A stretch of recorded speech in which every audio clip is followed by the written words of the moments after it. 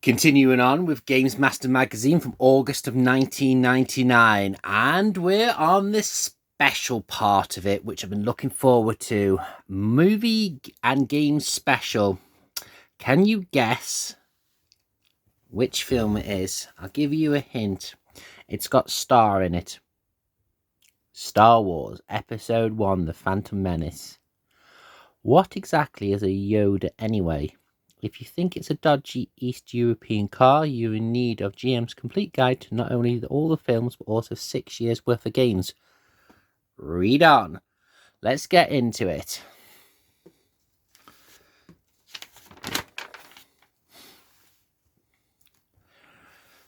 It's 22 years since the release of the original Star Wars film. Chances are many reading this weren't even around to experience Star Wars fever the first time, catching the first trilogy on video instead. So here is Gamesmaster Guide to the Star Wars universe, how it fits together, what's the new movies all about, and where's Leia, Luke, and... That's it. That's all it says. And... People who's probably watching this hasn't even been born in August of 1999. Right. Specialist Daniel Griffin's History of Star Wars. It was way back in 1973 that George Lucas first hatched the idea for Star Wars. He referred to this idea for a huge, sprawling sci-fi fantasy film as his Flash Gordon thing. And when signing a deal with 20th Century Fox movie company for the American Graffiti, one of his earlier films, he threw that the plot as part of a 3-picture deal. However, George's idea for the film was a little more than that, and so after the success of Graffiti, when he was called upon to actually make his Flash Gordon thing, he had to work like crazy to come up with the goods. George hates writing to the effects, and creating his script was enormous. Each day he'd lock himself away and work from 8 in the morning until 6 at night, often returning home to his wife, complaining that he hadn't managed to write a thing. Eventually, though, the story of Mace Windu took shape, and George began mapping out a tale of Jedi Knights and the concepts of the Force, an unseen power which binds the universe together. The Jedi would represent the light or the good side of the Force, with the evil empire being powered by the dark evil side. So far so good, but try as he might, George was unable to get the story down to anything like a movie-length script. Cutting out vital plot elements and side stories was something he wasn't prepared to do. So he finally made his brave decision to cut his huge story into into 3 equal parts. He put his first part of the script and last part of the script away and concentrated on the middle third. Eventually, this was cut into 3. George reasoned that it was the first part of his central trilogy was a success. He'd get to make the next 2.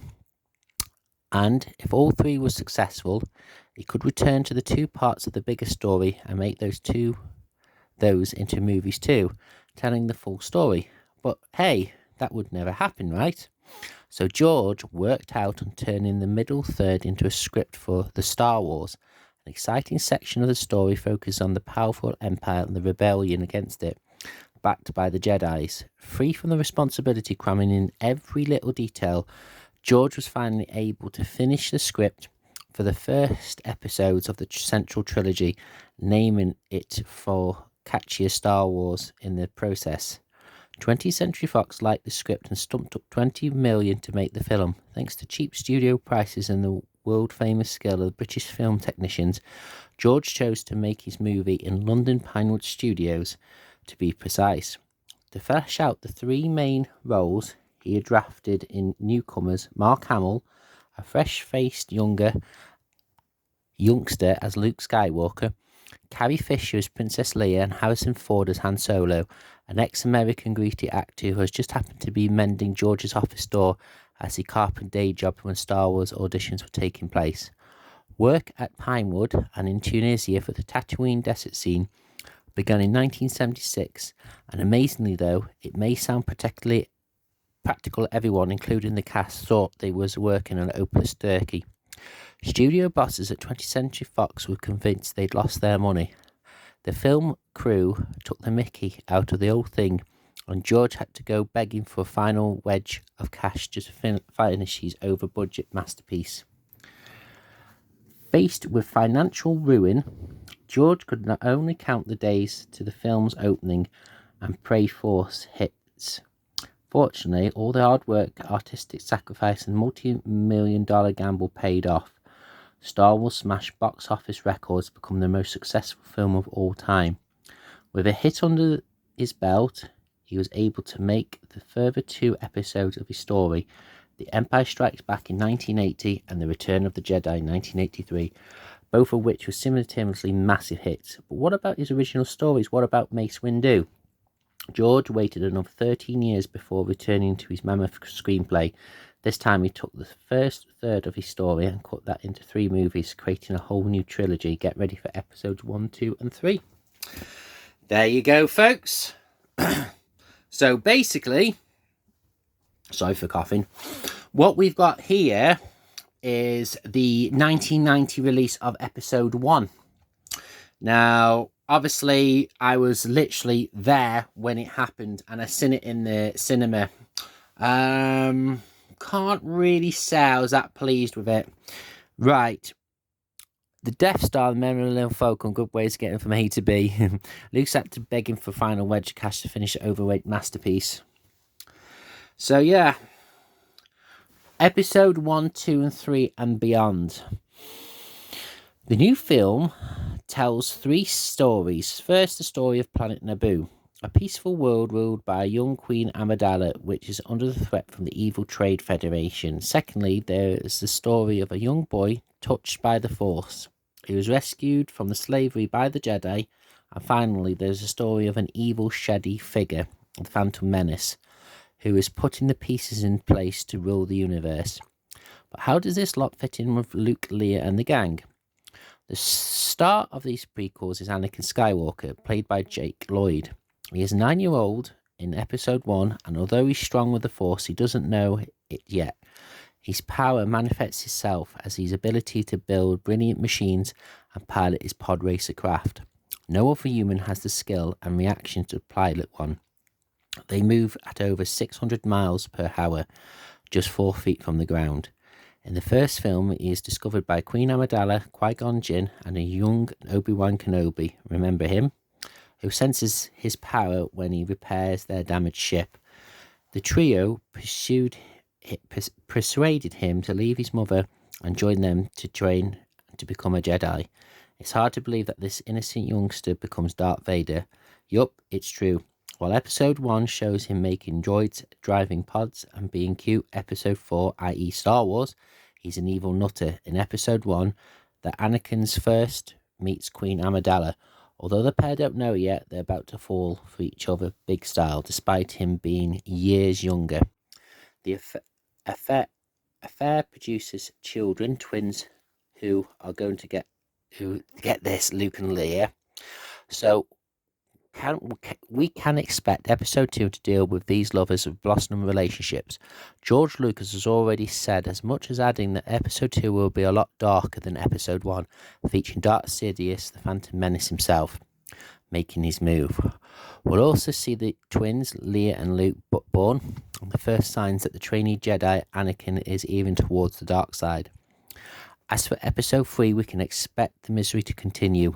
We'll see Amidala place the 2 twins in hiding to protect them from their increasingly evil father, now under the power and fully corrupt Emperor Palpatine. Leia is given to Bail Organa of Alderaan to bring up as his daughter, and Luke ends up on Tatooine under the care of farmers. Owen and Bear Lars, Uncle Owen and Aunt Beru, who are killed near the first start of Star Wars. We can expect to see the fateful moment where Anakin, his body ravaged by the evil dark side of the Force, changes his name to Darth Vader and dons the black suit and helmet for the first time. So how long do we have to wait for it all? Well, by the time you read this, episode 1, The Phantom Menace, will hit cinemas now, so go and see it. For episode 2, we'll have to wait until 2001, and the first trilogy won't be complete until 2005 with the release of Episode 3. Gah! What about the final part of the Mace Windu story?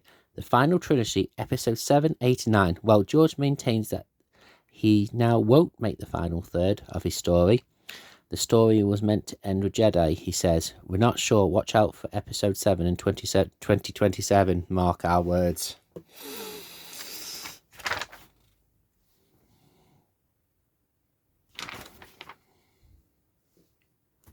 So there you go, folks. That's what people was thinking in the late 90s regarding episodes 1, 2, and 3, and 4, and 5, and 6, and 7. And George Lucas didn't bloody make it because obviously Disney bought the franchise. I liked The Force Awakens. The Last Jedi, I've only ever seen it once, which for a sci-fi film is not a good thing because I've seen most sci-fi films at least once. You can tell how much I despise it. I liked the Return of Skywalker, although part of it didn't really make much sense, but I did enjoy it at the time. Right. Queen Amidala, after the Battle of Naboo, we're not amused, it would seem. Qui-Gon crosses his light variants with the Sith Lord Darth Maul. Liam Neeson takes some time out between shooting for a spot of recreational welding. Obi-Wan, the apprentice Jedi, fights alongside the Master against Darth Maul. Liam Neeson alongside his completely generated co-star Jar Jar Binks. McGregor, as a young Obi-Wan Kenobi, hides behind his trusty blue lightsaber. Mind your ponytail, mate. Right, bit of a backstory. So, Ewan McGregor was the nephew of, I think it's Wedge Antilles' character in the original Star Wars. And just before this, Ewan McGregor was in a film called Road Trader, Liam Neeson's sort of true story where he broke Baring's bank. Going off topic here. This was big Kahootie back in the day. This was like, they've done the middle of the trilogy. Now they was doing the prequel of the trilogy, and this was saying, well, what was going to happen after that? Obviously, after that, it all went downhill. I'm glad you've watched this Star Wars special, because I've really looked forward to this for a long, long time. Thank you very much for watching, and in the next one, there's going to be more Star Wars. See you soon.